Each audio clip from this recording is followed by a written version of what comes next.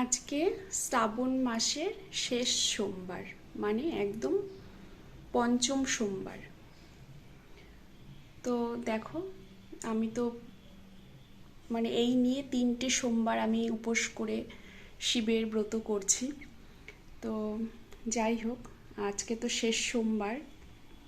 এখানে যা যা লাগবে সমস্ত কিছু আমি গুছিয়ে নিয়েছি থালার মধ্যে।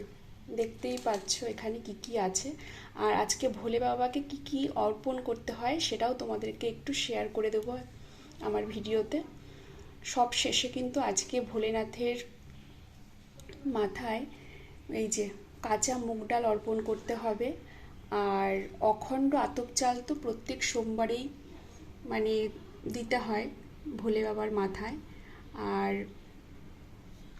এখানে রয়েছে এই যে ছাতুর প্যাকেট, দেখতেই পাচ্ছ। তা একটুখানি ছাতুও কিন্তু আমি আজকে অর্পণ করব। মানে শস্যের মধ্যে হচ্ছে ছাতু আর মুগ ডালটা, এটাই আজকে শেষ সোমবারে শিব ঠাকুরকে আমি অর্পণ করব। আর এমনি পুজো করতে গেলে তো যা যা লাগে দেখতেই পাচ্ছ। এখানে অষ্টগন্ধা, চন্দন আছে, শিব ঠাকুরের যা যা ফুল প্রিয়, গোলাপ ফুল রয়েছে। গোলাপ ফুল সবচেয়ে প্রিয় শিব ঠাকুরের, মানে সব ফুলের মধ্যে গোলাপ ফুলটাও কিন্তু অত্যন্ত প্রিয়। এখানে রয়েছে নীলকণ্ঠ ফুল, ধুতরা ফুলের একটা কাঁটা, এখানে ধুতরা ফুল রয়েছে, আর একটা আকন্দ ফুলের মালা রয়েছে, আর কাঁচা দুধ। আর এর মধ্যে সব কিছু রয়েছে। কাঁচা দুধ দিয়েছি দেখতেই পাচ্ছ, গঙ্গা জল, ঘি, মধু, পঞ্চশস্য, অগুরু, অষ্টগন্ধা, চন্দন, সমস্ত কিছু দিয়ে এই জলটা কিন্তু আমি রেডি করে রেখেছি। একটু শর্করাও দিয়েছি, মানে চিনি, ঠিক আছে, সব কিছু দিয়ে রেডি করে রাখা আছে এই জলটা। আর এখানে সবচাইতে আজকে মানে ভাবতেই পারিনি যে আমি এই জিনিসটা জোগাড় করতে পারবো। তো এটা কি বলো তো, এটা কিসের জল? এটা কিন্তু যে কোনো মানে শ্রাবণ মাসের যে কোনো একটা সোমবারে এটা অর্পণ করলে শিব ঠাকুরের মাথায় মানে অত্যন্ত ভালো সব দিক থেকে। তোমার গৃহে বাস্তুদোষ কেটে যাবে, স্বামী স্ত্রীর মধ্যে মধুর সম্পর্ক হবে, এছাড়াও গৃহে কল্যাণ বলো, সমস্ত কিছুই কিন্তু তোমার এতে করে খুব ভালো হবে। তো যাই হোক, এটা কিন্তু বৃষ্টির জল, ঠিক আছে। এটা যে আমি জোগাড় করতে পারবো ভাবতেই পারিনি আজকে। 2 দিন ধরে বৃষ্টির জলটা আমি জোগাড় করেছি। মানে পরশু দিনকে অল্প বৃষ্টি হয়েছিল, রেখে দিয়েছিলাম ঘটি পেতে, ঠিক আছে। তারপরে কালকে তো সারা রাত বৃষ্টি হয়েছে। তো বৃষ্টি আসার সাথে সাথে আমি আবার ঘটি পেতে রেখে দিয়েছি, মানে ঠাকুরের এই ঘটিটা দেখেছি 1 ঘটি জল হয়ে গেছে। তো এটা কিন্তু বৃষ্টির জল। তোমরা চেষ্টা করো মানে একটু হলেও শিব ঠাকুরের মাথায় দিতে।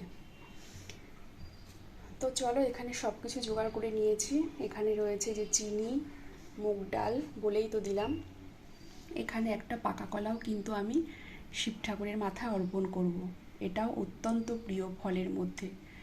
তোমরা দেখে থাকবে বা শুনে থাকবে, শিব ঠাকুরের অত্যন্ত মানে যে কোনো কলা পাকা হতে হবে, তো অত্যন্ত প্রিয়।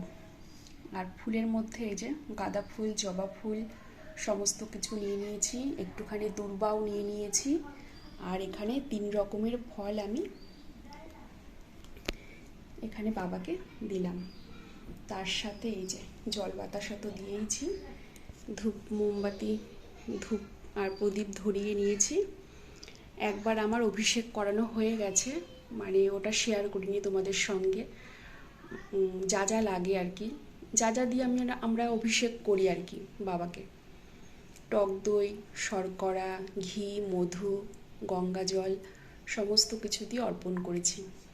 এবার এই জলটা দিয়ে বাবাকে স্নান করাবো, ঠিক আছে। তো চলো ভিডিওটা দেখতে থাকো, আমি একটু একটু করে শেয়ার করছি, ঠিক আছে। ওদিকে আমার ঘরের পুজো দেওয়া হয়ে গেছে, এখন ভোলে বাবার পুজোটা আমি করব। सृष्टि के जन्म से भी पहले तेरा वास था, ये जग रहे या ना रहे, रहेगी तेरी आस्था।